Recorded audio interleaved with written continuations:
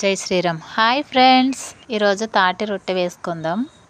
First తాటికి గుజ్జు ఇలా తీసుకుని కొద్దిగా సాల్ట్ వేసుకోవాలి. నెక్స్ట్ బెల్లం తురుము అలాగే కొబ్బరి తురుము వేసుకుని ఇడ్లీ రవ్వ కూడా కొద్దిగా వేసుకుని బాగా కలుపుకోవాలి. ఒక యాలక్కాయ వేసుకుని పక్కన పెట్టుకోవాలి. నెక్స్ట్ అరిటాకు తీసుకుని దానికి కొద్దిగా ఆయిల్ అప్లై చేసుకోవాలి.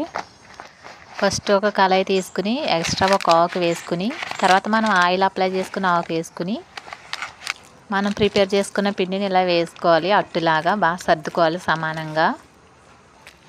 దీనిపైన వేరే ఆకుతో కవర్ చేసి పొయ్యి మీద పెట్టుకుని దానిపైన కొద్దిగా నిప్పులు వేసుకుని పైన కింద మంట తగిలేటట్టు ఒక హాఫ్ అన్ అవర్ ఉంచితే సరిపోద్ది.